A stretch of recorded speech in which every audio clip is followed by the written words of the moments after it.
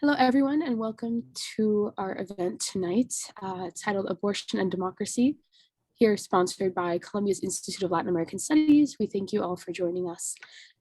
Tonight's event will discuss the restrictions on abortion here in the United States and what that looks like for the impact on Latin America and what Latin America is moving towards or moving away from. While restrictions on abortion are on the rise in the US, several countries in Latin America have decriminalized, legalized, or eased restrictions on abortion. The book Abortion and Democracy, Contentious Body Politics in Argentina, Chile, and Uruguay offers critical analyses of abortion politics in Latin America's Southern Cone, with lessons and insights of wider significance. Drawing on the region's recent history of military dictatorship and democratic transition, this edited volume explores how abortion rights demands fit with current democratic agendas. In this event, Yasmine Ergas engages in conversation with editors Barbara Sutton and Nayla Vacarezza to discuss the movement's history, strategies, and challenges. And now I will present all three of our speakers. Barbara Sutton is a professor in the Department of Women's, Gender, and Sexuality Studies at the University of Albany, SUNY. She's also affiliated with the Departments of Sociology and of Latin American, Caribbean, and U.S. Latino Studies at the same institution. She earned a law degree from the Universidad de Buenos in Argentina, her country of origin, as well as a doctorate in sociology from the University of Oregon. Professor Sutton's scholarly interests include body politics, reproductive justice, global gender issues, collective memory, human rights, and women's and feminist activism, particularly in Latin American contexts. Her book, Bodies in Crisis, Culture, Violence, and Women's Resistance in Neoliberal Argentina, received the 2011 Gloria Anzaldúa Book Prize by the National Women's Studies Association. She's also the author of Surviving State Terror, Women's Testimonies of Repression and Resistance in Argentina.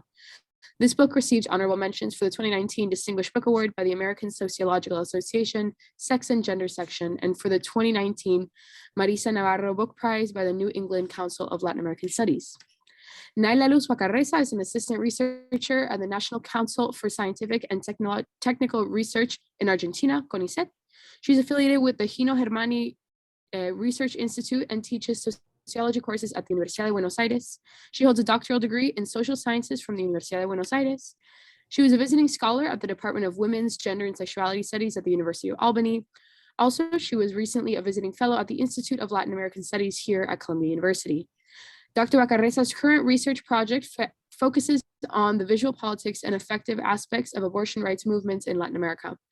She is co-author of the book La intemperie y lo intempestivo, experiencia del aborto voluntario en el relato de mujeres y varones. She's also co-editor of Affect, Gender, and Sexuality in Latin America. Her last co-edited book is Abortion and Democracy, Contentious Body Politics in Argentina, Chile, and Uruguay. And finally, Yasmine Ergas is a director, Institute of Study of Human Rights, Director, Gender and Public Policy Specialization, and Senior Lecturer in the Discipline of International and Public Affairs at the School of International and Public Affairs at Columbia University. She's also a faculty member and member of the Executive Committee of the Committee of Global Thought and co-chair of the University Women, Gender, and Sexuality Studies Council. Her current research addresses the emergence of a global market in reproductive services and the rise of a liberal democracy and the current backlash against gender equality. Her books include Nelle maglie della politica, feminismo, istituzioni, politiche sociali nella Italia degli anni 70, and Reassembling Motherhood, Procreation, and the Care in a Globalized World, co-edited with Jane Jensen and Sonia Miguel. She has served as a consultant to international and domestic policy organizations, including the OECD, UNESCO, the Millennium Villages Project, and the New York City Commission on Human Rights, and serves on the editorial board of the Journal of Human Rights Practice, the editorial board of In Genere, and the advisory board of the Journal of International Affairs, among others. A graduate of the University of Sussex, University of Rome, and Columbia Law School, Ergas has received numerous awards, fellowships, and grants, including from the Institute for Advanced Study at Princeton, Brown University, American Council of Learned Societies, Ford Foundation, the Italian Consiglio Nazionale della Ricerca, Institute for Social, Economic, and Policy Research at Columbia University, the Compton Foundation, and the Open Society Foundations. Welcome to all of our speakers. I would like to remind our participants, please use the Q&A function at the bottom of your screen to submit any questions you may have for our speakers at the end of the presentations. And with that, I will turn it over to Professor Barbara Sutton. Thank you all for joining us. Hold on a second. I have to, just a second, I need to open this.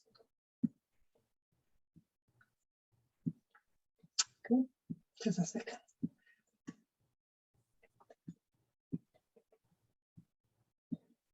There we go. Can you see?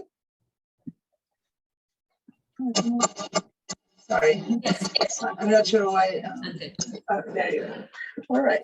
Thank you everyone for joining us today to have a conversation based on our book, Abortion and Democracy. In this work, we asked the question, what is the connection between abortion rights and democracy? And this not only as a system of government, but as a means of promoting social justice. We also asked what the feminist scholars and activists in Latin America, where military regimes suppress basic civil liberties and human rights, have to say in this regard.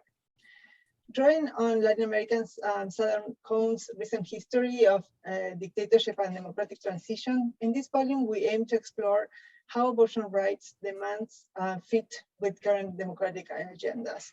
So I'll start by sharing the table of contents so you can see kind of the breadth and depth of the issues that are addressed in the book, from, again, the meanings of democracy, the role of political parties, feminist lawyers, the role of transnational symbols, also the context of neoconservative incursions in the political system, the road to legalization, for example, in Uruguay, which was the first country of the three that legalized abortion, the role of women's bodies.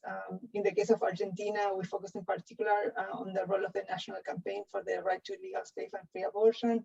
And also there are chapters on focus on social media campaigns, and as well as feminist accompaniment, in the context of community-based health. And in the case of Chile, we look at the role of academia in this struggle, and also in this case too, like these alternative meanings of feminist and safe abortions. And we have an afterword by Sonia Alvarez on abortion protests and politics. So this just to give you a little bit of a sense of or an overview of the volume. Also just to provide a bit of a legal background. Uruguay, as I mentioned, legalized abortion in the first of the three countries in 2012. Chile went from a total ban to permitting abortions on 3 grounds.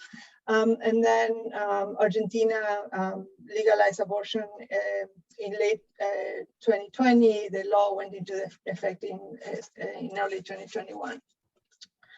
So just to start thinking about the topic, which is often placed as a matter of morality, we drew on the work of Luis Felipe Miguel, who talks about how it is really this eminent political issue that matters to the realization of democracy.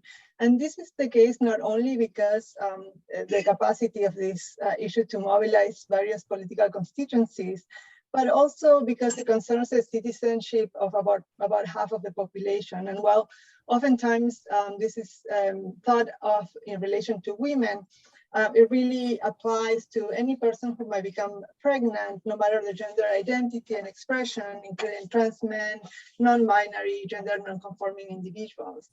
So this denial of full citizenship rests on unjust limitations of a basic right in a liberal democracy, which is the right to make decisions about one's own body or self-determination. Also, in the case of, when we think about a democracy as a political system, this is a system that it is expected to guarantee human rights. And in this notion is particularly important in the case of Latin American countries that have gone through authoritarian regimes. In context of this context, we can think about how activists can make, human rights arguments as part of the frames, for legalizing abortion. And these frames are important not only because they provide a link to international institutions, treaties, and organizations, but also because it has local resonance in terms of the memory of massive human rights violations committed during dictatorships in the region. Even so, conservative groups have also relied on these same frames of human rights, for example, talking about abortion as genocide, or using terms such as disappeared children, which evoke the crimes of the dictatorship. So as our volume shows, conservative sectors have used the levers of democracy to oppose abortion rights and a broader spectrum of gender rights associated with what conservatives call gender ideology. Many conservative political actors are also religiously inspiring, and they include Catholic, evangelical groups, and also have transnational connections.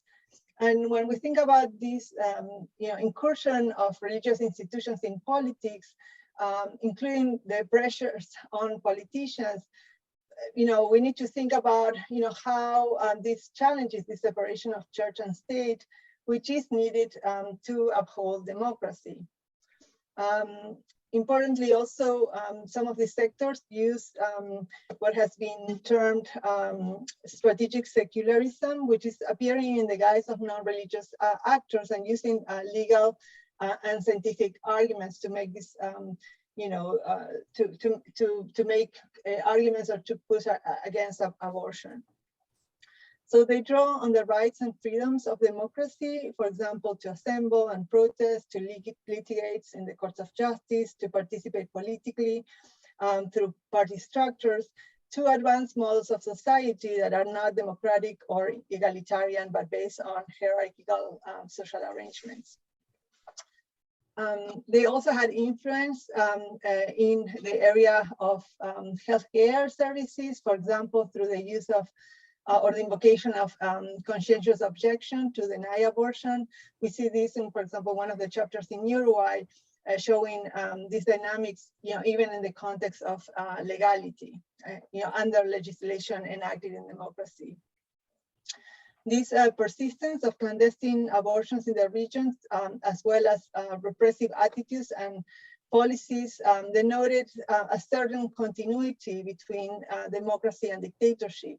And the notion of clandestinity itself is very much filled with negative connotations in the region, partly due to the memory of repressive governments that resorted to clandestine detention to achieve their goals. Thus, abortion rights movements draw on strategies, on discourses and symbols that are historically thick with meaning, and they situate abortion rights within this wider field of social struggles and democratic political agendas.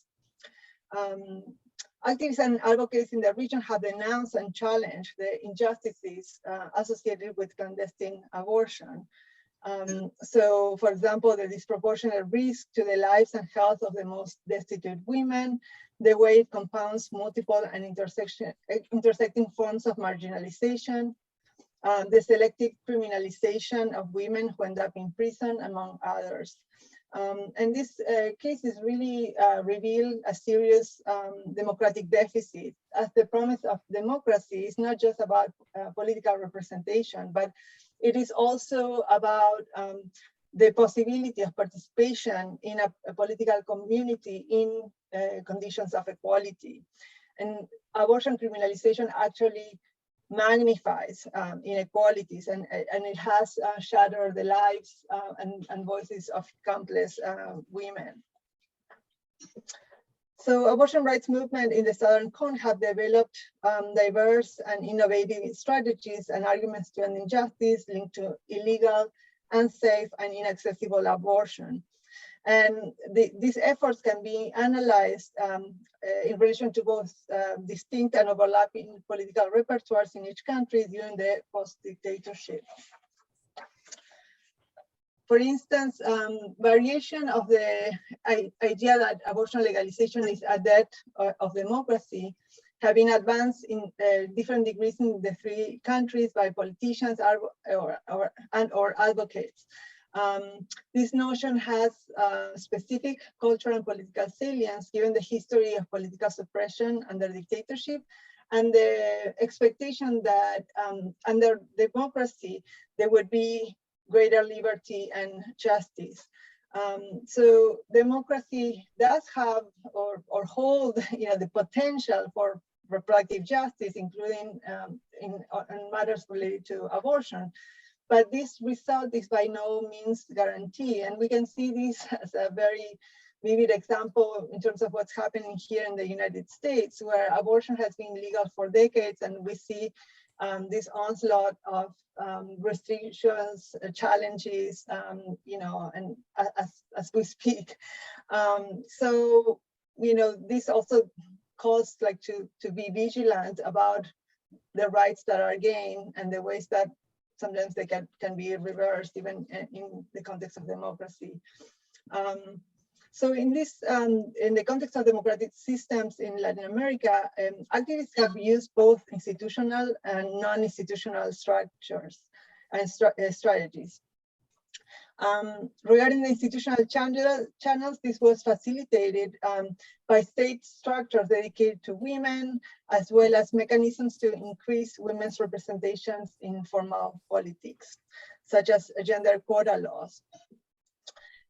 So, for example, in one of the chapters by Cora Fernandez-Anderson, we see the importance of the participation of feminists in political parties and elected positions as key to understanding any progress in the abortion rights policy agenda. Still, parties sometimes show resistance to address matters that have been traditionally not seen as relevant or as politically costly. So the work of feminists can be arduous in that regard.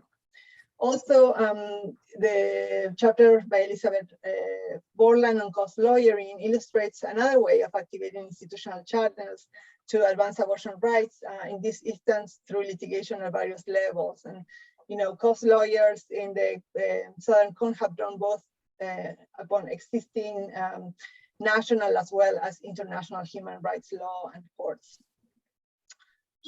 Social and political organizations have also coalesced to push for transformation. For instance, the National Campaign for the Right to Legal, Safe, and Free Abortion in Argentina, which is a coalition of hundreds of organizations that operate at multiple levels, showing how movements can use democratic channels to advance their agendas, from coordinating with political parties, lobbying legislators, presenting their own bills, organizing civil society to participate in government-sponsored hearings, among many other strategies. Abortion rights activists have also resorted to the mass media to amplify their message and mobilize supporters. As we know, freedom of the press and of expression are essential components of any functioning democracy, and feminists have used these channels both as journalists shaping reports about gender issues, including on abortion, being guest speakers in TV and radio shows, and also using internet-based communications such as websites and blogs, and more recently, also using the tools popularized in the 21st century, like social media. And here a chapter of Claudia Laudano is particularly interested in that regard, how activists on both sides have been using social media. Advocates for abortion rights are aware of the limitations of dominant institutions as avenues for social change, and they have engaged in practices that exceed what formal politics and institutions have to offer. I mean, let's not forget that as a site of power and resources, and given the history of authoritarian regimes, the state can be a very fraught institution for feminisms in the region. So activists sometimes operate within, beyond, or against the state. They organize outside bureaucratic institutions to also create less hierarchical structures from which to promote social change. And some of these non-institutional practices and strategies are radical in nature. They push, they operate sometimes in the margins of the law or pushing the limits of the law, and they prefigure more substantive notions of democracy that include egalitarian, expansive ways of imagining gender and sexuality, everyday life and community. And an example of these are the organizations that engage in abortion accompaniment, which illustrate these prefigurative powers of this type of activism. And we have the examples, for example, in the chapter Valieta Vivaldi and Valentina Sustin of the organization Con las Amigas en la Casa, with friends that are at home. And how members of this lesbian feminist organization in Chile accompany those who need to undergo abortions outside the structure of health institutions using the pills, the misoprostol, the drug misoprostol.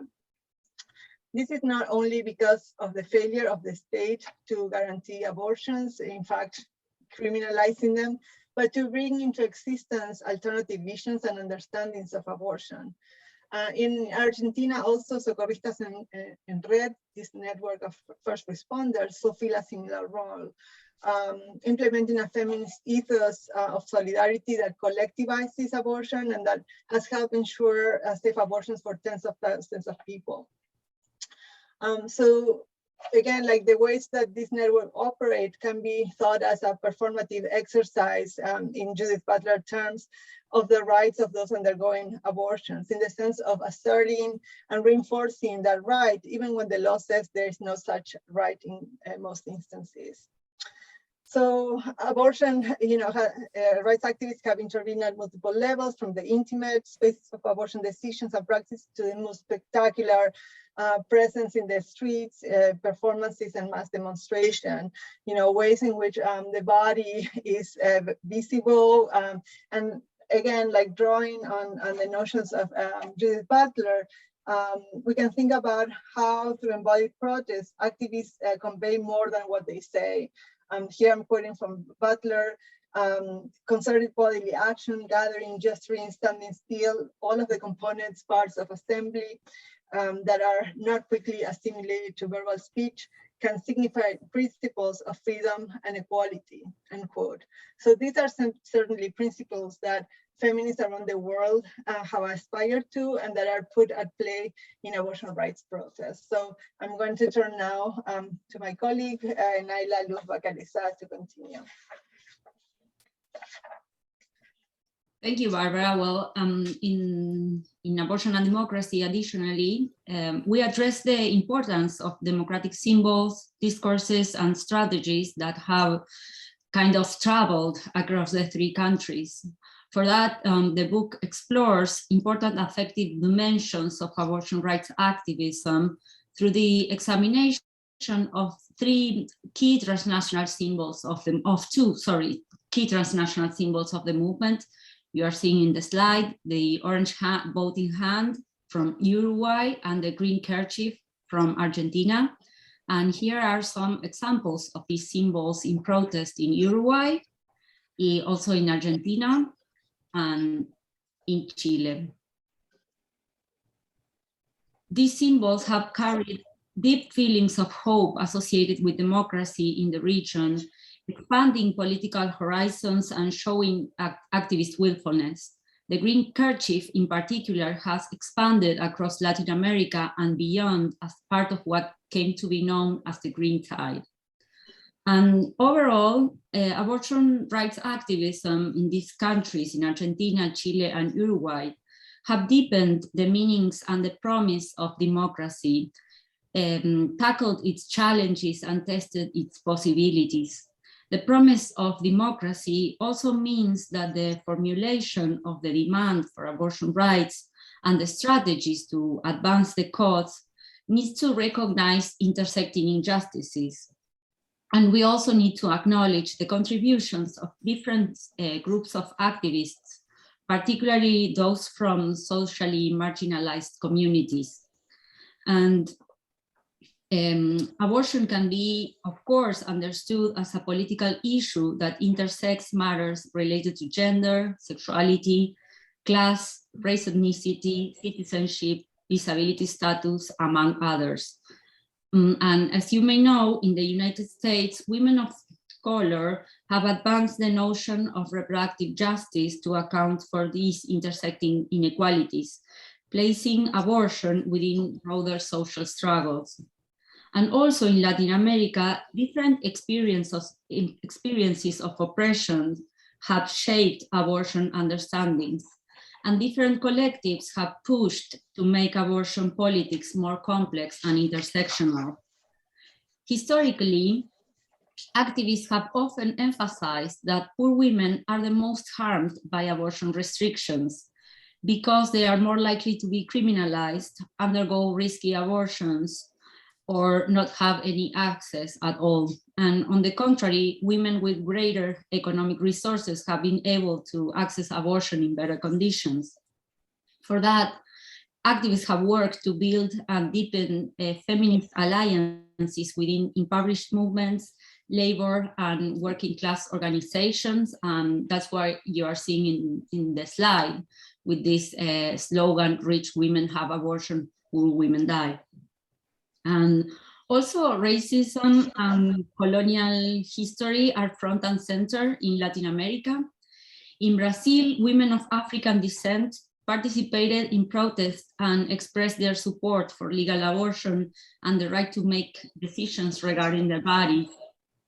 In Uruguay, Misangas, which is a collective of Afro-Uruguayan women who assert, and I quote, without racism, better democracy, end of quote.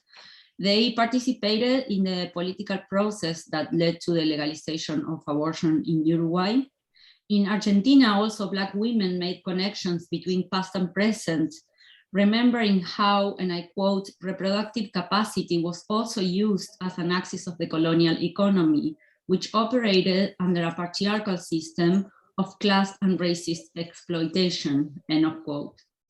In Chile, the coalition of movements against racism and for free abortion ignited the anti-racist March for Free Abortion in 2009. That's the picture you're seeing in the slide. And indigenous women also have a distinct stake in reproductive politics in these three countries.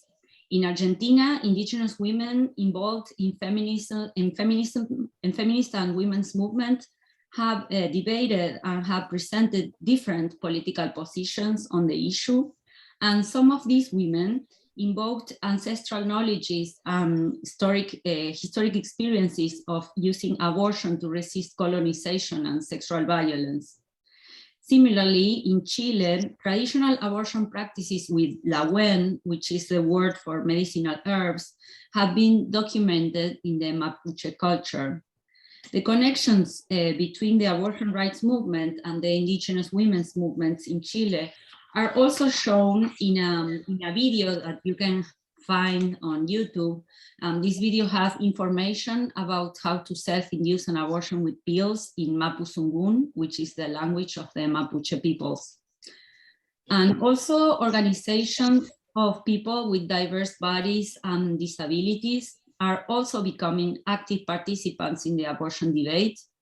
In Argentina, the movement of deaf feminists was very, very vocal in the debate and presented a green kerchief with the motto for abortion rights in graphic national sign language. That's the picture you're seeing here. And also in Argentina, the Network for the Rights of People with Disabilities advocated for legalization of abortion.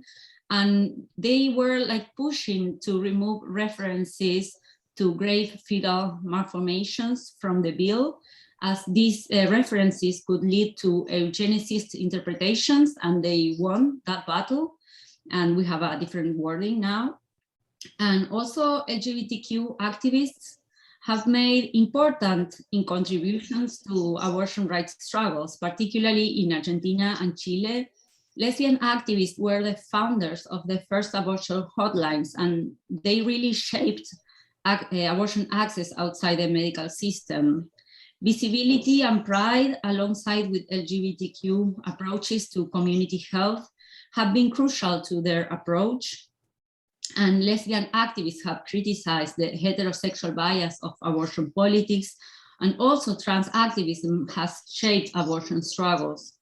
In Argentina, there have been heated debates about the lack of representation of trans men in the abortion debates, calls to acknowledge discrimination within the movement. Debates over gender inclusive language and politics prompt modifications in the abortion bill to mention not only women, but also any person who may gestate. Also regarding the gender identity law that we have in Argentina.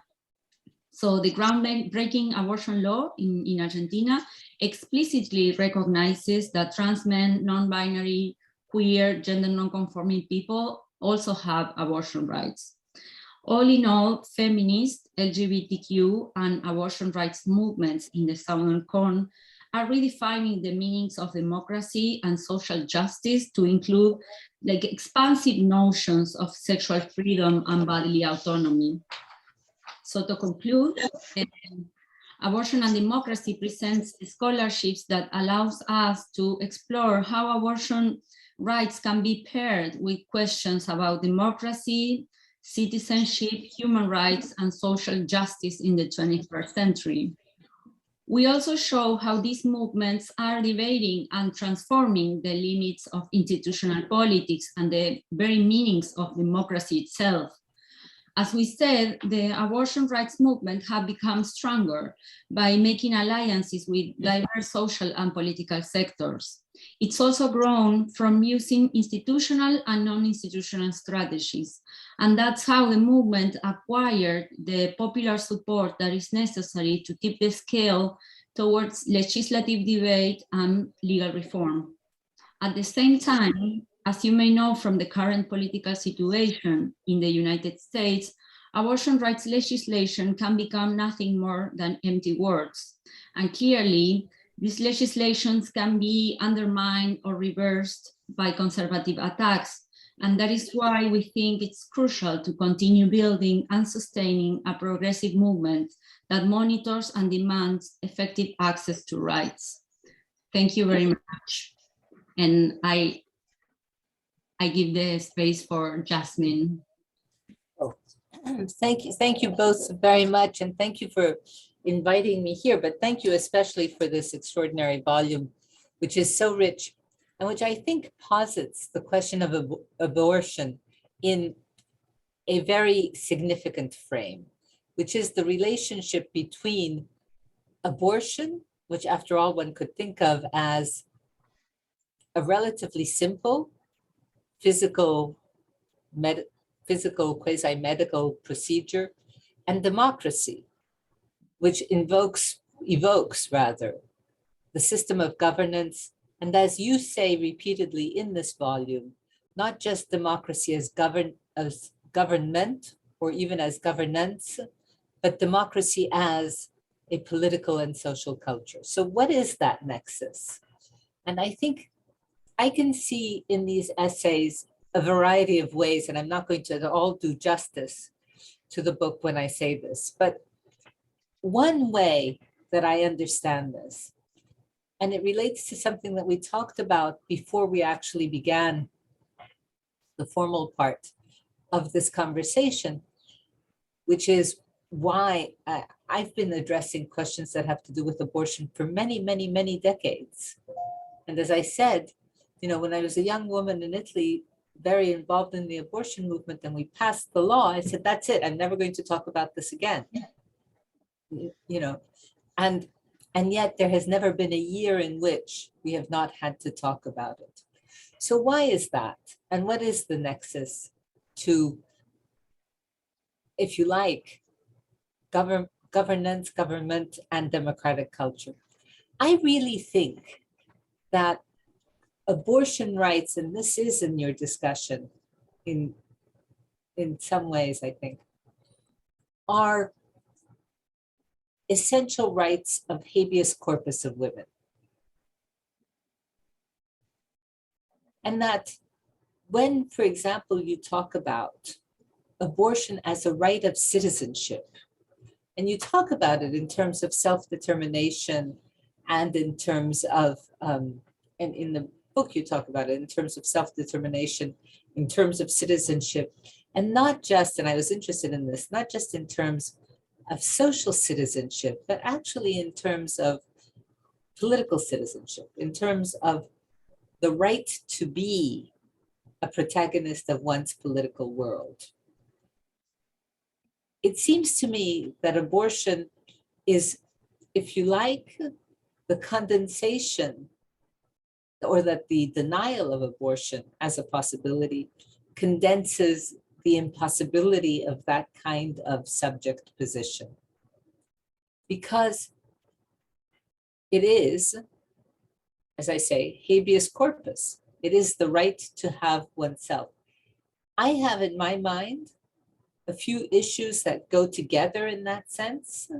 Gender-based violence is another one, right? And when, there have been lots of debates amongst feminist theorists, and not only feminist theorists, about why gender-based violence or why abortion have had the salience that they have had. I actually think that the answer is because those are rights of embodiment. And you can't have actual full political subjectivity unless you can control. And that's a practical question. And it's also a question in theory. It's also a civil question, or a legal question, if you like. You either are or are not a person who has the right to control what happens to their bodies. And if you are not, then that puts you in a position of great difficulty in political processes. So one way to think the connection between democracy and abortion is to think of the kinds of rights that abortion actually signifies. It is abortion, but it's a kind of right. And it's a kind of right that is essentially within the framework of democracy. Another way that comes out, I think, very clearly and very strikingly to me in these essays is the nexus between democratic mobilization and mobilization for women's rights. And I think in various ways here, and I'm sorry that I haven't been able to do the book more justice, but what I saw happening here were, if you like, a variety of kinds of things, kinds of processes. So one is the question of democratization as a school of politics. That women involved in democratic processes are able to draw on political resources that might otherwise not have been available. Now, when I think of it that way, I think to myself, you're thinking this way because this is Europe in the 1980s, more or less. And so it's probably not the case, because in Latin American contexts in the last 20 years, women have had lots of access to politics. And the problem of gaining political resources is different. But the problem of political orders that need to legitimate themselves through their democratic transitions, that I think remains the same. And that creates a space for what I'm going to call feminist politics, a different kind of feminist politics. So that, I think, is a second way in which democracy and abortion go together. That there are processes of democratization that open up the political field and that enable then, and maybe not immediately, but have a long-run cascading effect that enables significant legislative change. One of the things that I think happens, at least speaking from my own experience, I think that what happens in periods of democratization like that, and you referred to this in some way, is that the religious institutions especially to the extent to which they were compromised, and it's not always the case, but to the extent to which they were compromised with previous authoritarian regimes, have lost their capacity to serve as legitimating institutions for the state. And I think that that opens up the space for a different kind of secular politics. And there's very little to be done about the fact that feminists need a secular politics. Now, a lot of my friends will disagree with me about that. But in the end, if you're going to think that abortion is a crucial issue, that contraception is a crucial issue, that equality in the family is a crucial issue, and that self-determination basically is the basic premise of citizenship, you need a secular polity, I think. And so if there is more space for secularism, I think that there's more space, but I don't know that that's what happened. I'm just guessing here. But so it's more of a question than of an assertion. And so you have this opening of the space. And then I get to something else that I think is really important, because to ask about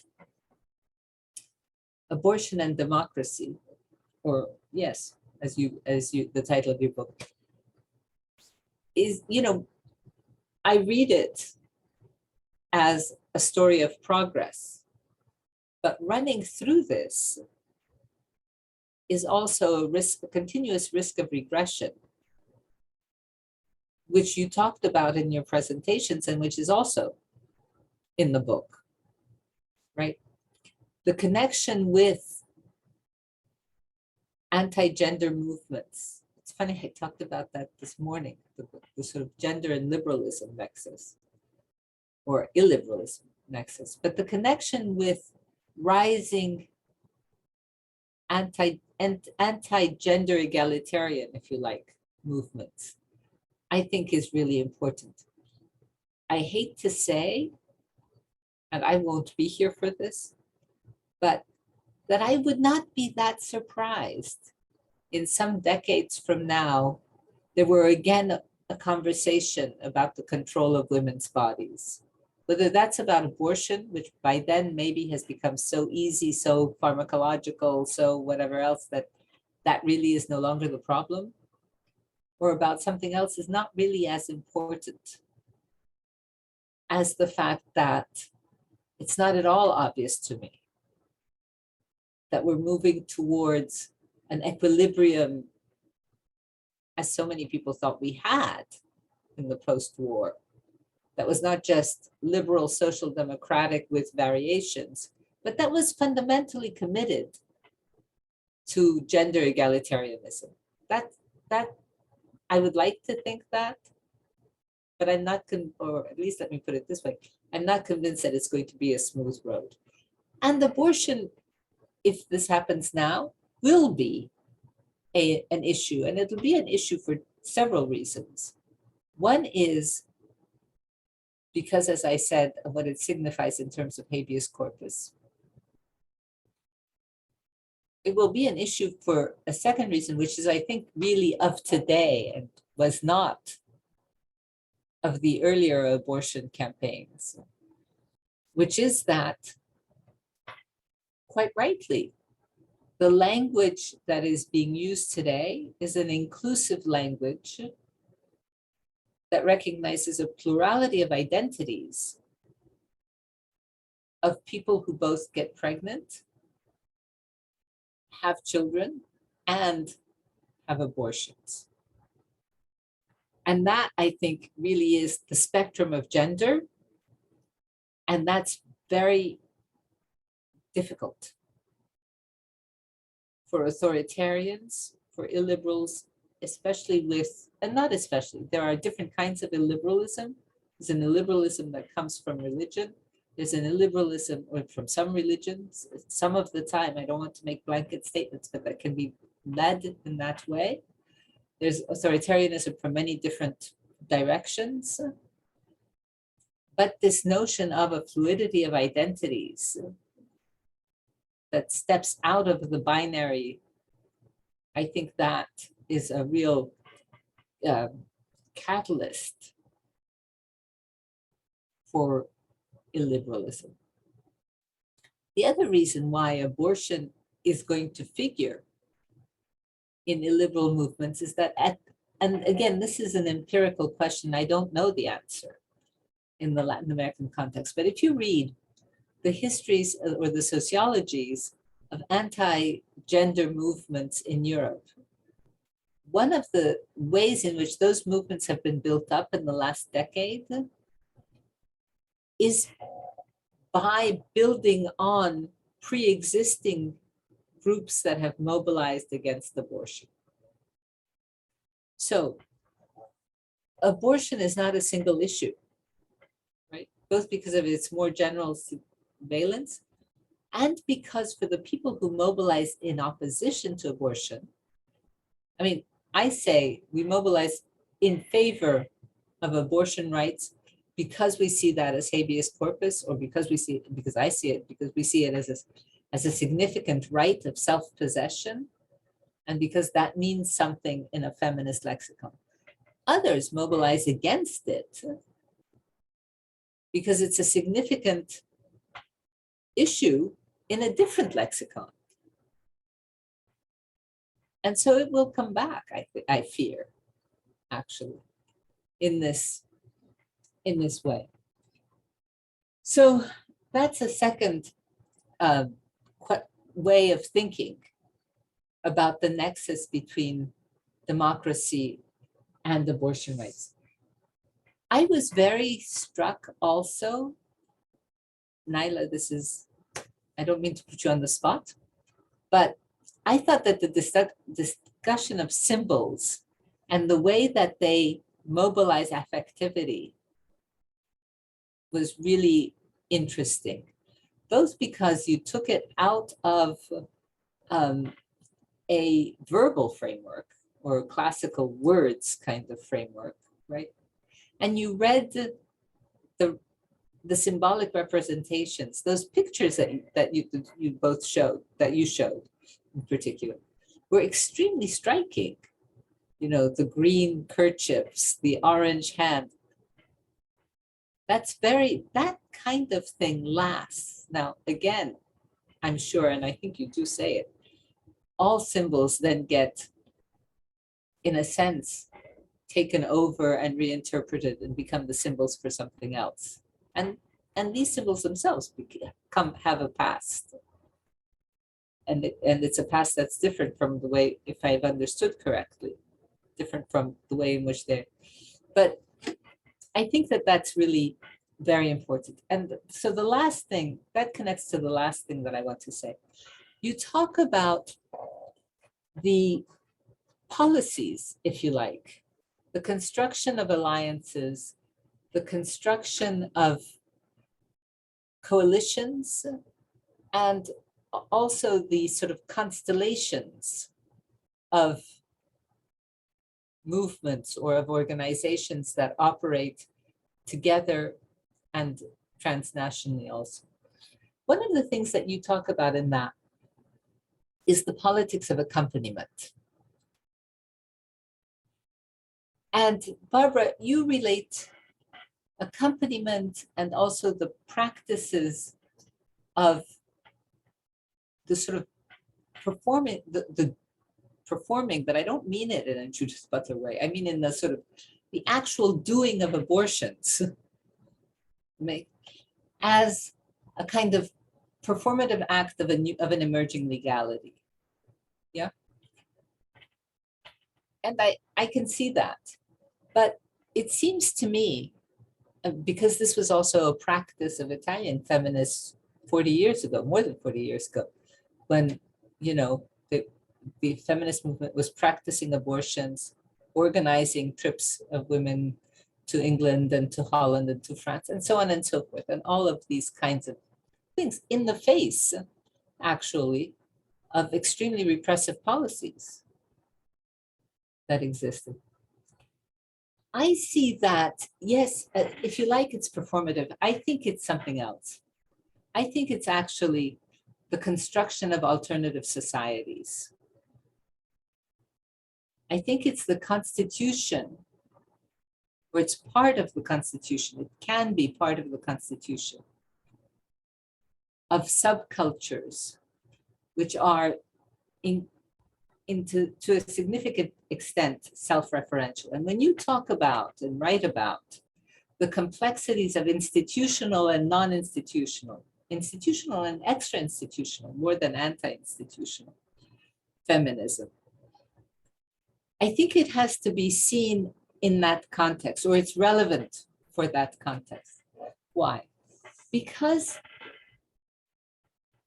what happens, and I think that this is related to the project that Nayla was doing here in many ways.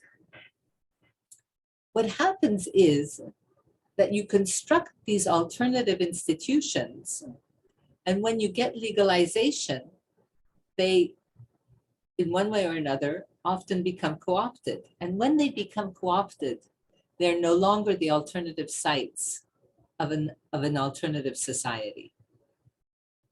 Or that's the issue. Will they be or will they not be that? Will they be, centers for the family?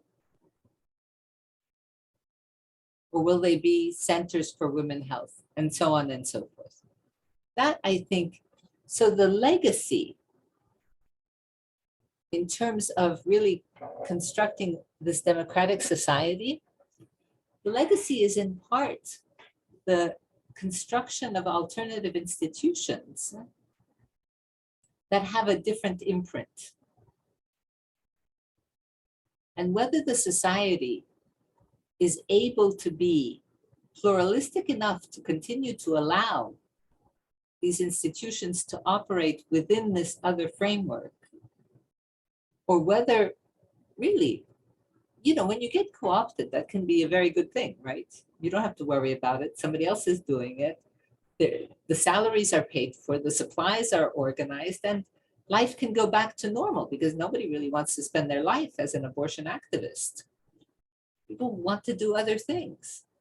So the temptation to say, okay, take it, professionalize it, and I'm going to do something else is great.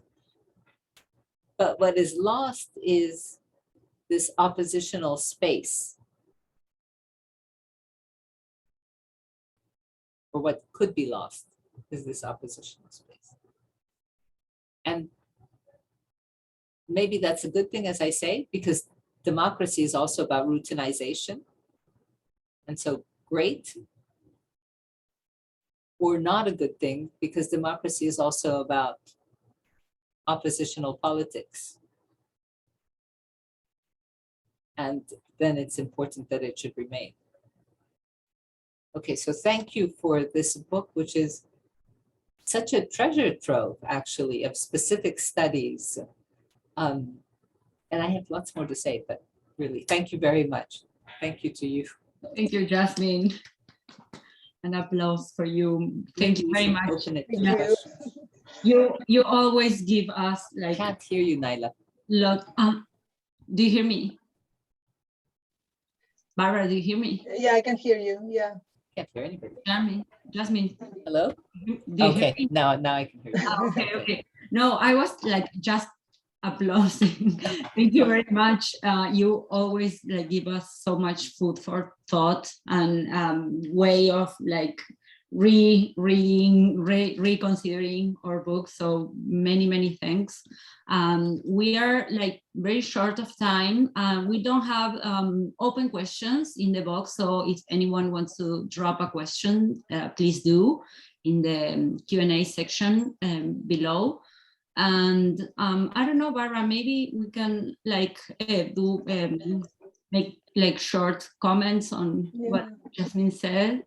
Sure. I mean, Yasmine, thank you so much. I really also appreciate kind of like to think about kind of the question of political contingency, the dynamism, and also, of and they need to be nimble, like in terms of adaptation to some of the political changes and the ways that in which the spaces of political contention get rapidly, sometimes quite rapidly reconfigured, but it's not spontaneously either. Like as you were mentioning, they build also on an infrastructure that also takes years to build, and that applies to conservatives, but it applies also to feminist politics as well, right? Like, and I was thinking about kind of this history of progress that you were talking about, and I think that the contingency is built into it, even as we were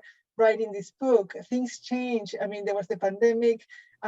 Abortion in Argentina, the legalization happened as we were getting our manuscript into production and having to recall it. And many of us deep down, speaking for myself, and I know many others, had the hope, and also, I mean, kind of like, I don't know if certainty, but the conviction that abortion would get legalized, like sooner or later, it would, because of what had been happening. And at the same time, for it to happen in the middle of the pandemic, and the ability to mobilize the political structure to make that push, I don't know that it was that expected that it would happen at that time. So I think that just to me, it's also a call for movement to be, like I said, vigilant, and to be, like that, cooptation, demobilization, those things can be also grounds for a reversion of rights. So, I mean, those are some thoughts. Nayla. I was like, thank you, Yasmine, because you always make me think about like theoretical questions, like the big questions, like this, like habeas corpus question, and how important this is. Like abortion, like can be a very practical question, a very empirical question, as you said, but also like it makes us think like very deeply about things that are important for feminist political theory, and for like questions that are like really open and also very, very practical. So connecting these things, thank you very much for doing that. And just like about symbols, thank you for the remark. Like I'm really moved for these symbols. Like there's my green kerchief there, because they, the symbols. I want one too.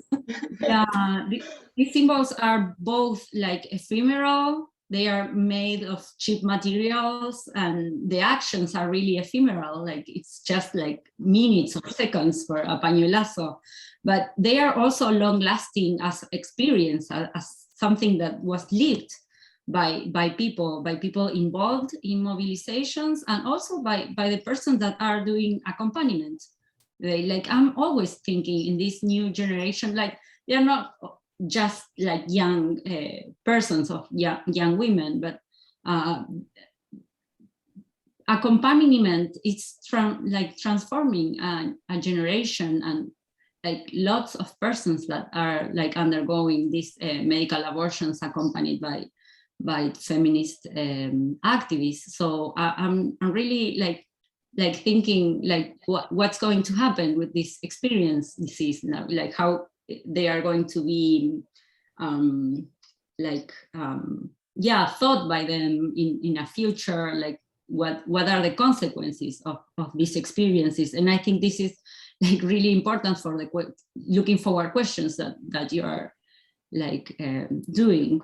And also the symbols, like I like to see this green kerchief in the United States and also in Poland and in Ireland, because it made me think in transnational solidarity, but also in traveling ideas and traveling affects, in how like this hope of the construction of alternative societies, like is traveling also with ideas of abortion not as an individual right, but as a question related to democracy, to human rights, to access to different like social rights, like education, contraception, sex education.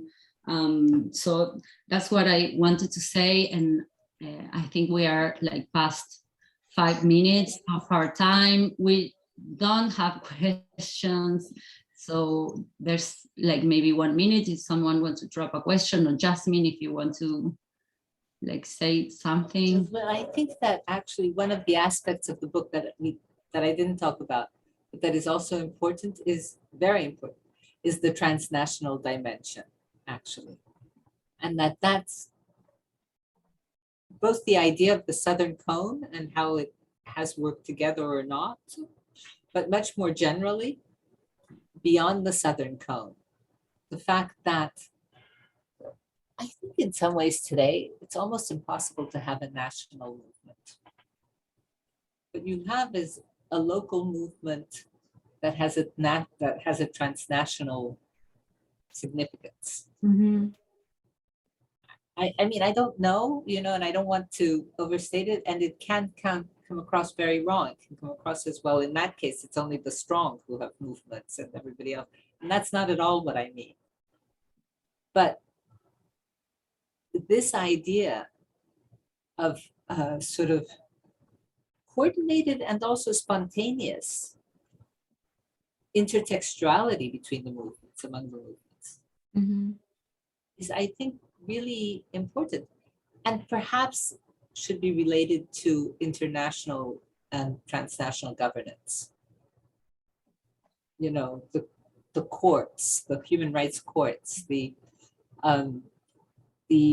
CEDAW, the application of the CEDAW, all of this becomes part of it, the transnationalization of claims. Thank you, Yasmine. Thanks so much. Well, shall we wrap it up? I think so. Okay, thank you very much for being here with us. Thank you, Yasmine, again, for your thoughtful insights, and thank you to the Institute of Latin American Studies at Columbia University for hosting this event.